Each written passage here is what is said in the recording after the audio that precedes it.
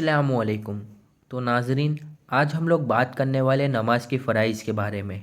इन फ़राइज़ को अदा किए बगैर नमाज होगी ही नहीं।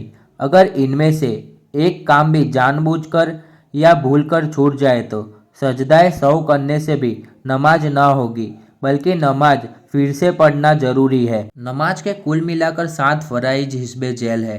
पहला तकबीर तहरीमा, दूसरा क़याम, तीसरा क़िरात, चौथा रुकू, पाँचवा सजदा, छठा कादाए आखिरा, सातवां खुरूज बे सुने ही। आज की इस वीडियो में हम नमाज के पहले फ़राइज़ के बारे में बात करेंगे। तकबीर तहरीमा, जो नमाज का पहला फ़राइज़ है। तकबीर तहरीमा यानी अल्लाहु अकबर कहकर नमाज शुरू करना।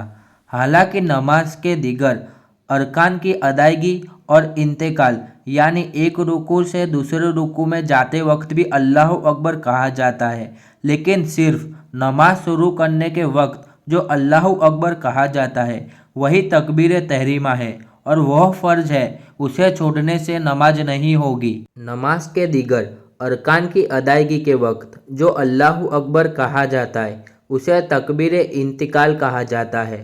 तकबीर तहरीमा के ताल्लुक़ से ज़रूरी मसाइल के बारे में बात करते हैं। पहला मसाइल, जिन नमाज़ों में क़याम फ़र्ज है उनमें तकबीर तहरीमा के लिए भी क़याम फ़र्ज है।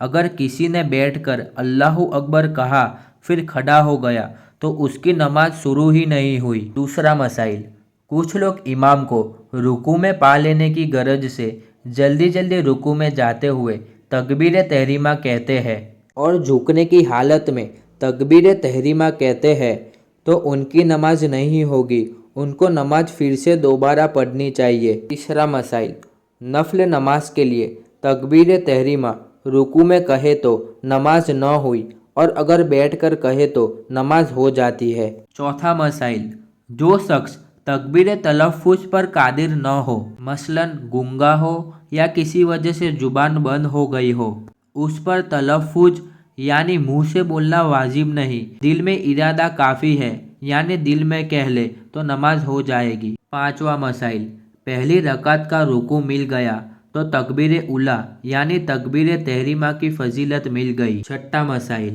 तकबीर तहरीमा में अल्लाहु अकबर का जुमला कहना वाजिब है। सातवां मसाइल, तकबीर तहरीमा के लिए दोनों हाथों को कानों तक उठाना सुन्नत है।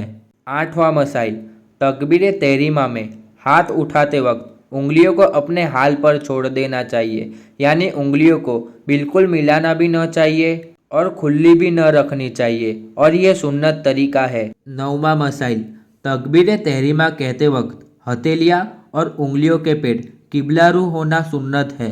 10वां मसाइल, दोनों हाथों को तकबीर कहने से पहले उठाना सुन्नत है। 11वां मसाइल, तकबीर तहरीमा के वक्त सर न झुकाना बल्कि सीधा रखना सुन्नत है।